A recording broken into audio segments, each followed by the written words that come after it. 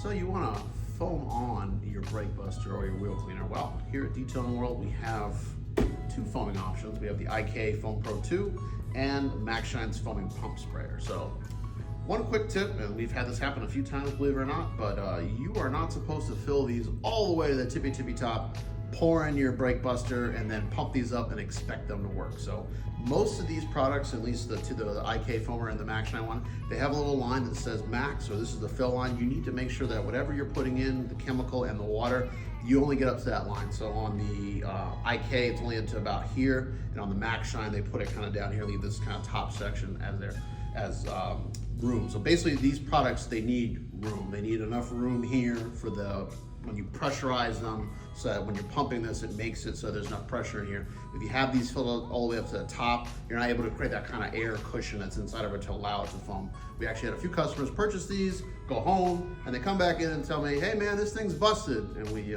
pour out whatever they had in there, add a little bit of water, put some car shampoo in there, pump it up, and guess what? It works just fine. So just make sure if you guys are using this, there's enough room for the actual air cushion to form in these so that it can still do its thing and shoot out the pressure.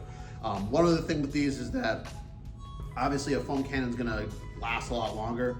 You usually only have about maybe say 20 or 30 seconds of really good quality foam that you can get out of these products. So don't expect these to foam your entire car down if you're gonna be doing a heck of a lot of pumping. So what some guys are doing now is they're taking foam cannons and they're putting their brake cleaner or whatever they're gonna put inside that, and then they're just dedicating that foam cannon with their pressure washer to foam on brake buster, or for instance, Americana's wheel and tire cleaner, where you can just have that. So you just fill it up, there you go, that tire's done. You're going with your brushes and stuff, versus trying to use the pump up. But this is an option if you don't have the pressure washer. So we have, like I said, the IK Foam Pro 2 and the Maxshine pumping foaming sprayer.